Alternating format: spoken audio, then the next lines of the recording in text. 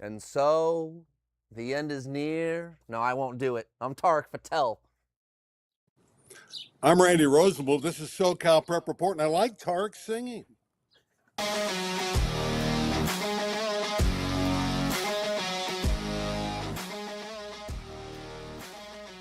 No one wants to hear me sing, although it wasn't too bad at the top. Welcome into SoCal Prep Report, our final show of the 2025-2026 prep year. Everything good always has to come to an end. Today it does. Here on this beautiful Thursday afternoon, World Cup starts today, but we want you watching this, not Mexico right now. They are up 1-0. I bring in Randy Rosenbloom. Randy, we talked about before the show. It's a little hot and muggy out there in South Carolina. How are you holding up? I love it, though. I'm sitting outside, still beautiful. Like you said last week, the birds are chirping. I just hope the dogs hold off because my neighbor's dogs love to bark, especially when we're on the air. But I think they'll hold off knowing that we are doing a television show. So let's get to it. I know we got a busy program today. So much to get to, and that's when we cue this graphic. We are going to do a year in review for the final show here, the 2025-26 prep year. We are going to go over everything. However, before we get to that, we are going to go over the final regional results for baseball and softball, which just ended this past weekend. You see them there, and I just want to note, Coastal Academy and Riverside Prep, you're thinking, oh, what's going on? Why no scores? Well, those are two champions in the regional finals of baseball and softball that won due to forfeit. Coastal Academy, there was a brouhaha between Verdugo Hills and Roosevelt, and none of them got to advance. So Coastal Academy didn't even have to play. Riverside Prep, there was a forfeit there. But those are your regional champions. Randy, any comments? Huntington Beach came to play. That was nice to see. They were dominant in their three games. A little more difficulty in that final one, winning 5-3 in the regional championship game. The other thing to me noteworthy is the disappointment with the city schools getting into the scuffle in the semifinals. You mentioned it, Verdugo Hills and Roosevelt. Verdugo was about to win the game, so they would have qualified, but the scuffle incurred and neither one goes on. It's just a black eye for the city section. I feel bad because Verdugo was having a wonderful playoff run, winning a city title, team that didn't have a winning record. So I feel bad they didn't have an opportunity. But hey, you get in the scuffle, the season's over.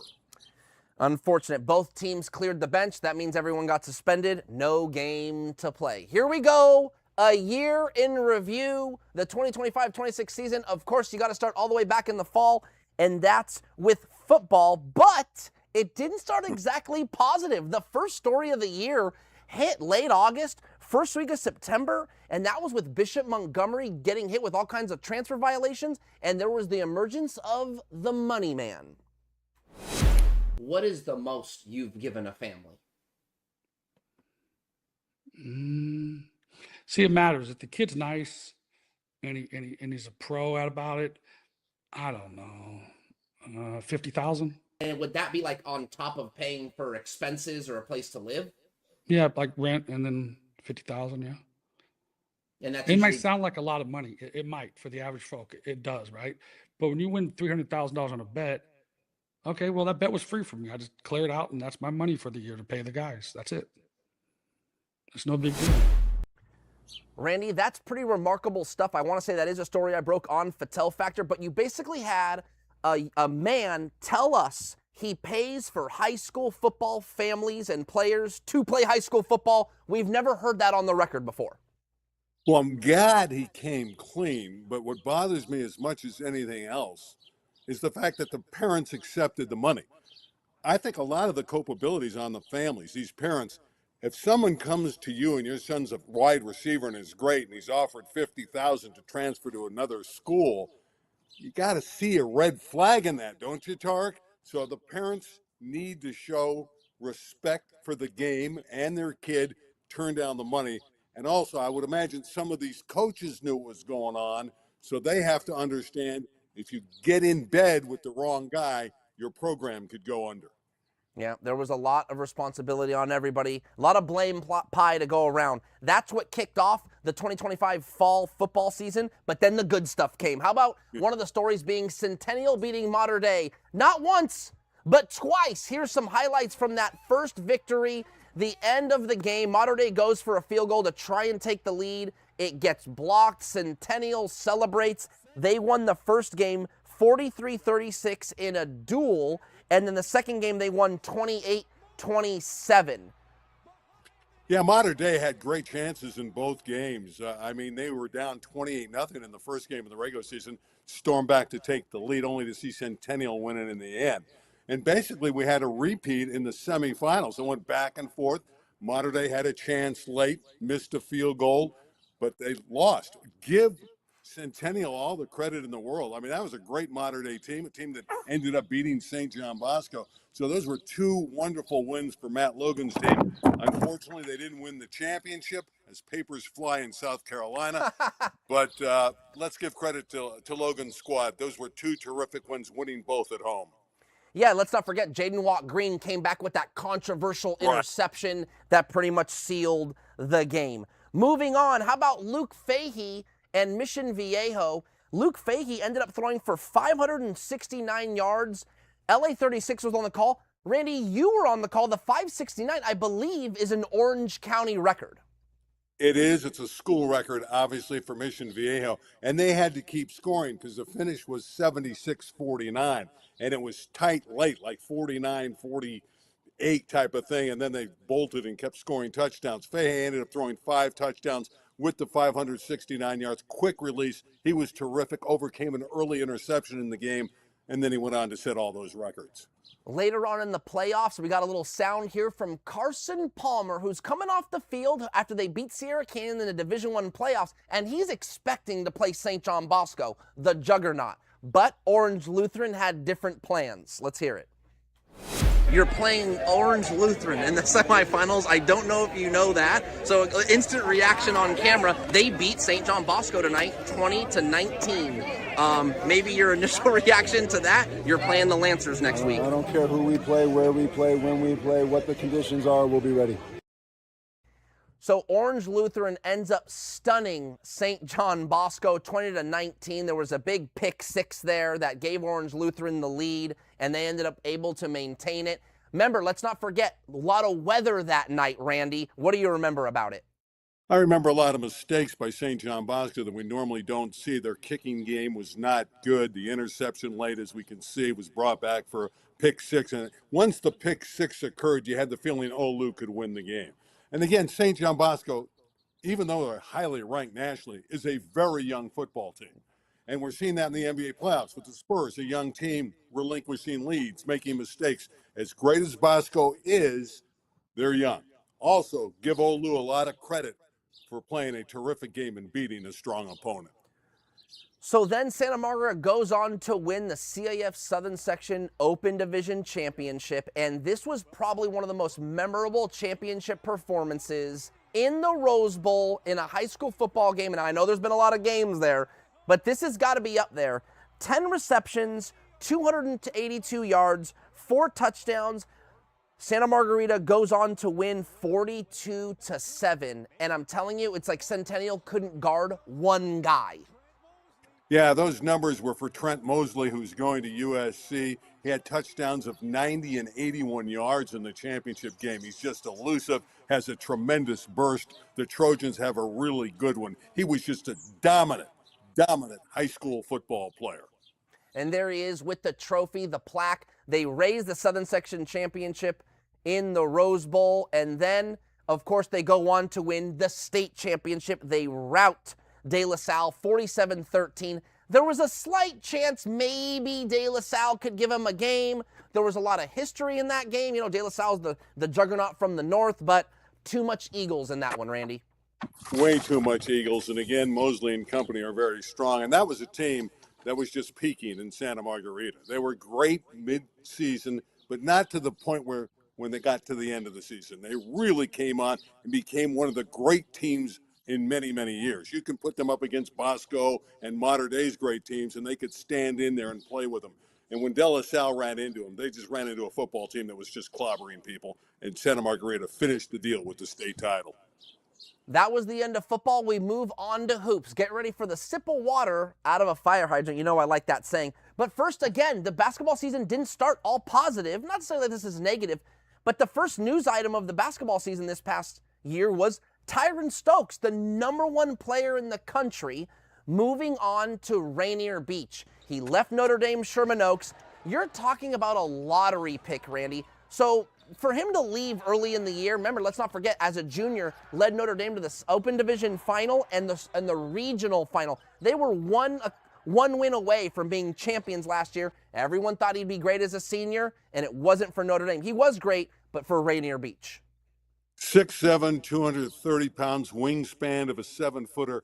He just plays downhill. In the open court, high school kids cannot deal with him. I'm not sure how many college players will be able to get in front of him because he's just going to mow you down. He's got a nice shot, very high percentage, but he gets to the cup. And in the open court, he is tremendous. Mr. Downhill, he's a great player, and I think he will eventually make the NBA.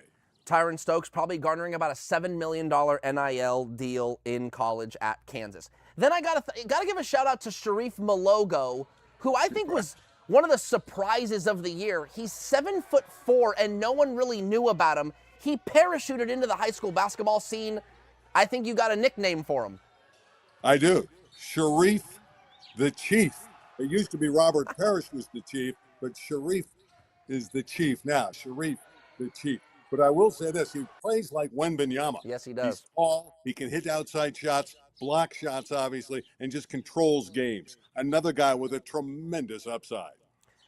Then the next one, California's all-time state leader in basketball points, and that's Jason Crow Jr. Averaged 44 points per game as a senior. He'd been doing 35 plus, around 40 since he was a freshman. And he did it for the first 2 years at Linwood,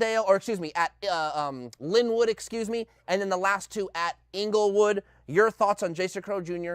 being the all-time leading scorer in California history? Well, Missouri's got a scoring machine. That's where he's going to go and play college ball. He played for his dad, which gave him the green light all the time. But still, he's a great, great performer. He can score, and he was scoring against some of the best teams in the Southern section. And he did it for 4 consecutive years. We were on the Jason Crow watch for a long time. He broke all the records. He's the all-time leading scorer in California history. That says it all. Got to give a shout out to Olivia El-Sokari, and this is why. 25 steals in a game, and trust me, when this story came out, people were skeptical. I went back and got the huddle video from the coach, Joshua Budd. Shout out to Joshua Budd for getting me the footage. And I went through every single clip. It is 25 legit steals. Forced turnovers from El-Sokari, a national record. It is a national record, and it broke a record that stood for over 30 years. Some young lady in North Carolina had the record for all these years.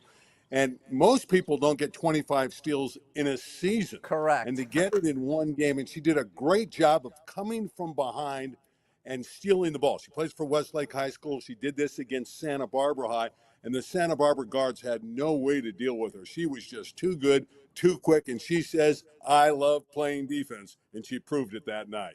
A really good flag football player, too, led her team in interceptions. Sierra Canyon will be the theme here for the next minute or so. The boys win it all. They win what I call the California treble. They win the Open, the regional, and the state. Here are some highlights led by 2 McDonald's All-Americans in Maxie Adams, who you just see right there, and in the highlight before was Brandon McCoy. Maxie Adams going to North Carolina, McCoy going to Michigan, and this is Brandon Martinson. A really, really good team, super impressive. They go through the whole year with 1 loss, and it came to an out-of-state team in D.C. That's what you have to love about this basketball team. They were super consistent. Andre Chevalier did a tremendous job. Obviously, the Sierra Canyon program is renowned, so they always have that flag on the back that everyone's after them, and being number 1 all year, everyone was pointing to them. But they were just too good. You just mentioned their 3 stars. That's a 3-legged monster there, and they're just tremendous talent that came together. Sometimes it's difficult to get great players to play together. That Sierra Canyon team came together, did a tremendous job, and controlled each and every game, except for the one game when they were out of state and they had to fly 1,000,000 miles. If that was on even turf, they would have won. I think they would have been undefeated if they played that other team on a neutral court where they didn't have to travel across America. The Sierra Canyon girls won the Open Division by stunning Ontario Christian, who was the #1 team in the country at the time. And before I get your comment, just Ontario Christian ended up getting some redemption and going on to win the CIF State Open Division Championship. So that kind of wraps up the girls in the Southern section. My last ad, and then I'll get a comment on a couple of these things, and then we'll move on. The city section, Palisades, what a story that was. The fires, right, made everyone get off campus and out of that community for a year. They come back to campus. The boys win the city Open Division Championship, and then the girls of Westchester win the girls basketball city Open Division Championship. I know I threw a lot at you there, Randy. Your thoughts on maybe a little Sierra Canyon girls or the Palisades boys? Well, on the Palisades boys, they were by far and away the best team in the LA City section all season long, and it was nice to see them control the playoffs. They played a grueling schedule earlier in the year against Southern section games, so they toughened themselves up. As for the girls, when you were talking about the Southern section, Jersey Robinson's performance in the CIF championship game against Ontario Christian is legendary. 32 points, 12 rebounds, and willed her team to a 69-62 victory. That was an upset, and it's the first time and the only time that you had in the same year one school win both the boys and the girls in hoops. Great accomplishment for both the girls and the guys at Sierra Canyon. Randy, I got to ask, you've seen a lot of basketball players in your time. I don't know, did you get to see Sierra Canyon in person this year, real quick? I know you got to watch them on TV. No, I just watched them on television. I saw a film and I watched them on television. See, Adams, I mean, I know I'm putting you on the spot here, but maybe one of the better duos we've seen in the last 20 years. They only lost one time all year and won everything. Well, they're a great duo. I mean, you mentioned it before, the McDonald's All-Americans. McCoy's tremendous. Adams is tremendous. They're high D1 guys, both with pro potential. So when you build around that, it's not like the other guys at Sierra Canyon were bad. They had really good high school players surrounding these two stars. And Martinson is a very good player as well. That's a tremendous group of athletes. And again, I give Chevalier all the credit in the world.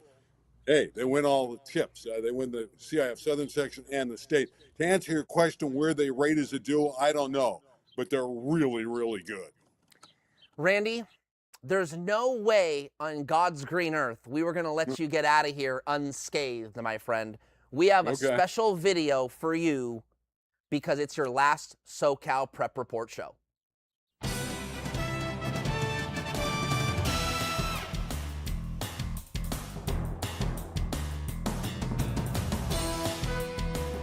To go right now. Let's see if I can do it. I've always been a choke when it came to basketball, so let's see. I know most of the people that have been on the show have been able to score, so it's be a short shot. In my best play-by-play, it's up and off the iron, so I missed again, but the rebound is good. He'll return it from his 34 to the 50. The electrifying die is on his way. Touchdown, Cougars! December 10th, 1994. The Lancers of Bishop Amat appear destined for glory as they roar down the sideline toward their dream. That dream, a CIF championship. But on that faithful night, it was the Monarchs who were bigger, stronger, faster. It would be Mater Dei who would point toward the heavens in celebration. The celebration of champions. In 1975, the Cubs of Loyola savored the crowning achievement of being named champions of the CIF and the nation. In the next 20 years, Loyola would return to the championship game only twice, winning in 1990, losing to Bishop Amat in 92. Tonight, the Cubs of Loyola and the Lancers of Bishop Amat will take the field to see who will climb the mountain and wear the crown of champion. Russell with the deep drop. To Ralph Brown has the first down and a lot more. To the 30, at the 20, to the 10. Put it on the board. 6 for the Lancers. Hey, Randy. Just wanted to thank you for everything that you did for the basketball community, for your professionalism, for all the great interviews, for all the fun, for all the laughs. It was a good time. It was a good run. We're going to miss you here. I know Eric's going to miss you. And I just wanted to thank you from the bottom of my heart for all the things that you did. I think of two things. One, community. It's a community school. All the kids are there. There's not transfers. It's your kids. And the other thing, tough non-league schedule. So first and foremost, talk about the fact that it is a community school, and then maybe lead us into your schedule this year. Yeah, our school is a community school. It's very underrated. Our school, as an academic school, as a place to go to school, it's safe, it's friendly, it's home. You know, it's home to me. I grew up in Venice. I've come back to be the coach there, and so much of my life, my daughter, you know, my wife, we've all gone to Venice and graduated, and it's definitely community-oriented. We have great support from the community. Our games are well attended. Our homecoming's pretty special every year, and so it's really been special for me to come back, and my life sort of goes full circle by being the coach at Venice. Gonna miss you, Randy, my broadcast partner. Great working with you. Great being friends with you, and I'm proud to say our friendship goes 53 years deep to a Thanksgiving weekend in November of 1973. I wish you the best on all of your travels. You have no idea what you mean to high school sports, Southern California sports, and broadcast journalism. You're a legend. Wishing you the best. The Jackie Robinson Stadium. We're at Dorsey tonight for the Dorsey Dons from the Coliseum League against the Fairfax Lions from the Western League. Hello, everybody. My name is Randy Rosenbloom, set to call the play-by-play along with Dave Marcus. Last year, these teams actually met twice. Once during the regular season, Dorsey won that. They played again in the second round of the city tournament, and Dorsey won again. So, Dave Marcus, is there revenge here tonight for the Fairfax Lions? What's happening, Hall of Famer? I hope you're doing well back in South Carolina. Hey, I just wanted to say thank you for everything you did for me throughout the years. It's been an honor being a colleague of yours in the media industry. We've had some great times together at the championship events, different playoffs, just talking sports in general, and of course, our walks and enjoyment at Joe's Place, memorable times together. But just want to wish you nothing but the best in retirement. I'm sure you'll find a way onto the Clemson broadcast or the Furman broadcast at some point. But enjoy your time back there on the East Coast, and please stay in touch. God bless, Randy. We're at Venice High School for the Small Schools Boys Volleyball Championship for 2011. Hello, everybody. My name is Randy Rosenbloom, set to call the play-by-play. It's the top-ranked teams that are here. Number 1, Northridge Academy, the Pumas, coached by Ozzie Bidet, against number 2, Elizabeth Learning Center, coached by Elias Gomez. Two historically powerful programs at the small schools. Randy, congratulations on a great career. Can't believe it's been 55 years. I remember way back in the day when I was at Birmingham and you were doing all those LA 36 games. We had some great times with that. You had always great questions, did an unbelievable job of covering those kids that ordinarily wouldn't get a lot of chance to be in the limelight. Watching the Olympics one day, this is years ago, and I'm distracted. I'm working on the computer, and I hear a voice. I go, that sounds just like Randy Rosenbloom. And I looked at the camera, and there was the hair, and I went, I can't believe it. It's Randy. Yeah, you've really been around. Amazing career. I still enjoy watching you and Eric on the podcast. Enjoy South Carolina, but thanks for all the work you've done for kids here. A return engagement for Garrett Anderson. We all know he was great with the Angels, but it was the good old days at Kennedy High School that we appreciate so much, and so does the LA Unified School District. Garrett Anderson into the Hall of Fame. Congratulations. Thank you. I appreciate it. I guess you got to be thrilled to go into another Hall of Fame. This can't get old at any time, can it? No, it doesn't get old. It's really a humbling thing when somebody takes the time and do the research on you and put you in a place of where they basically praise you for what you did. I struggle with that at times, but I'm very appreciative of it. We have Rio Ruiz with us. He was a great quarterback in football. He played third base and some shortstop when he was also in La Puente for Bishop Amat. And now we got him here at the Fan Fest. Rio, I see you're with a Houston Astros jacket on. Things are good for you since the days at Bishop Amat. Just a couple of years, things have changed, huh? I know great things have happened for me and for my family. Everything's happened for the better. I'm couldn't be more thankful for everything that's going on in my life right now. I'm just taking full advantage of it. It's the quarterfinals of the city section on LA 36. Great football for you. It should be entertaining as we're in the South Bay at Gene Volnagel Stadium on the campus of Carson High School. It's the Banning Pilots against the Carson Colts. The Colts are the number 2 seed. Two outstanding football clubs, no strangers to one another, coming out of the Marine League. Carson is the Marine League champion. Banning finished third. They each have a playoff victory. Both teams with identical 9-2 records. Hello, everybody. My name is Randy Rosenbloom, set to call the play-by-play. Last year, the East won easily, 123-100, in the highest scoring game in the history of the Battle of the Valley. Struggled in the first inning. First and third, nobody out, but he got out of it. And after that, the defense helped out, and he fashions a brilliant 5-hitter. Yeah, I was super, I don't know. I thought for him he had to get comfortable. So in the first inning, it looked like he couldn't find his nerves, and we had a guy get loose in the bullpen. I think him seeing that realized it was just a reminder for him, get loose, fill it, and fortunately he stayed in the game. I didn't think he'd have a complete game. There's no way. You're paying the cleaning bill on my suit, I think, right? I'm sorry. That's Gatorade. I can taste the Gatorade. Randy, listen, it's my turn to tell you thank you. You know, I've got a little gig over at CBS LA, and you're the one that got me started on this KDOC package on the LA 36 show. So I owe a lot of credit to you when it comes to my broadcasting career. Not only have you shed light to high school athletes, but you have passed on your knowledge and your confidence to a young aspiring broadcaster like myself, man. I want you to know that. So thank you so much for all you've done. I hope you enjoyed that video. We got a little time. What did you think?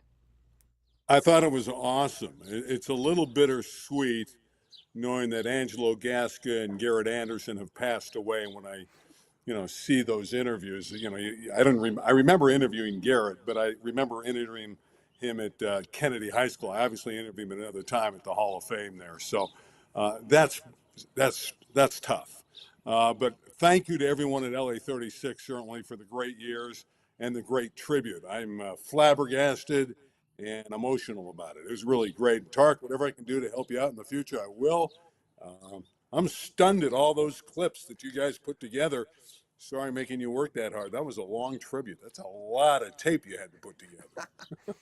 Yeah, no worries. There's a lot more tape where that came from. I think you know that. But, I want to say we did have a couple of thank yous from that. Was there someone in particular that you were maybe more surprised that we got a hold of maybe? I was always curious who you'd react to the best there.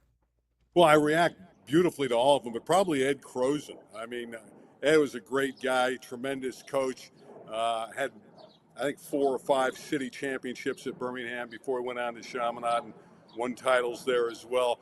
He would let me stand on the sideline and he would just chat it up with me right in the middle of the game. That's how comfortably we were together on the sideline. But getting Croson was really good. Of course, all of them were great tributes. Chuck Price, Dick Dornan. I love all the guys, but the Croson one really surprised me, I got to tell you.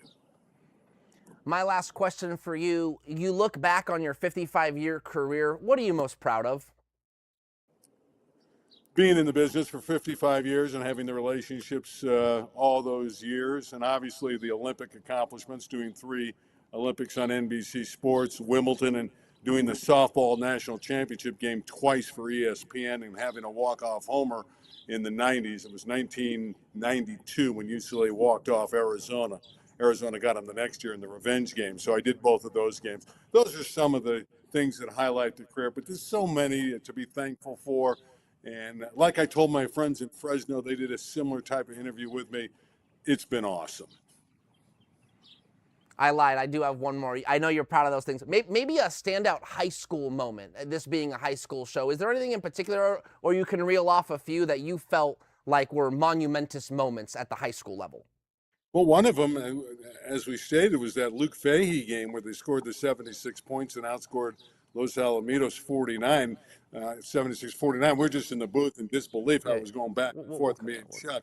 The other one was many years ago. I did a Garfield-Roosevelt game that went into overtime, and Garfield won the game. It was probably 20 years ago. It was maybe the best high school football game I've been at, other than the city championship game in 2008, which was the last tie game. San Pedro scored on the last play of the regulation, kicked the PAT, tied Narbonne for co-championship of the LA City section. That probably stands out as any game I've ever done in terms of city football. Randy, it's been a great career, another great year at SoCal Prep Report. I hope you enjoyed that little montage. We love you, man. We're so excited for your retirement. We know we'll be in touch. It's not goodbye forever or anything like that. But in this medium, I think for now, I think it's come to a great rest. But that is the end of the prep year for SoCal Prep Report. Randy, I'll give you 10 more seconds for any final thoughts. Thank you, Tarek Fatal. Thank you, all the people at LA36, Carla Carlini, Larry Zavala, and the rest. It was a great run. That does it for us. Tune in next fall for SoCal Prep Report. Have a good one. Enjoy the World Cup. Goal!